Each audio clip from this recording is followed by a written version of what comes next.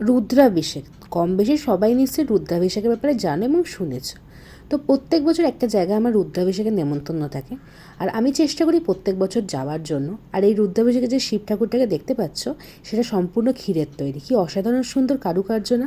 মানে প্রত্যেকবারই এত সুন্দরভাবে এই শিব ঠাকুরকে সাজানো হয়। তো আজ আমি রেডি হয়ে গেছি, তো আমরা একটু বেরোবো বলতে গেলে একটা রুদ্রাভিষেকের অনুষ্ঠানে নেমন্তন্ন আছে। তো সেই রুদ্রাভিষেক অনুষ্ঠানে অ্যাটেন্ড করতে যাচ্ছি।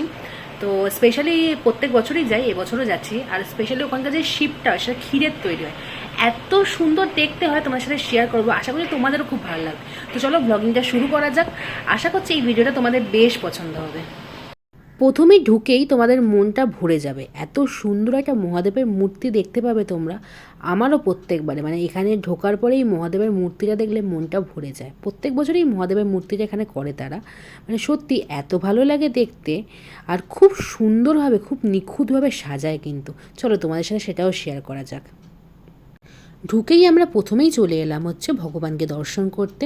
তো দেখতে পেয়েছ কত সুন্দরভাবে সাজানো, খুবই সুন্দরভাবে সাজানো। আর তোমাদের তো প্রথমেই বললাম এটা হচ্ছে সম্পূর্ণ ক্ষীরের তৈরি শিব। এত সুন্দর বানায় আর এত সুন্দর হয়, মুখটা এত মিষ্টি, জাস্ট মন কেড়ে নেয়। এত সুন্দর লাগে আমার মূর্তিটা।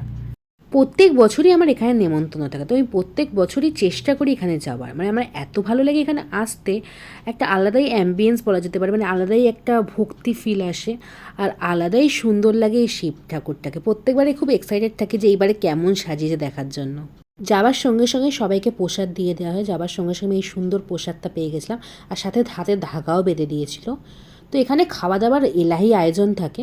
তো প্রথমে যাওয়ার পরে স্টার্টার আইটেম দিয়ে দেয়। তো স্টার্টার আইটেমে ছিল হচ্ছে বেবিকর্ন পকোড়া, যেটা খেতে বেশ ভালো লাগে। আর তার সাথে ছিল পনির পকোড়া, ছিল কফি, কিন্তু কফিতে আমি খাইনি। তারপর চলে এলাম ডিনারে। তো ডিনারের জন্য সবাই বলছে ডিনার করে নেওয়ার জন্য, তাই ডিনার করতে চলে এলাম।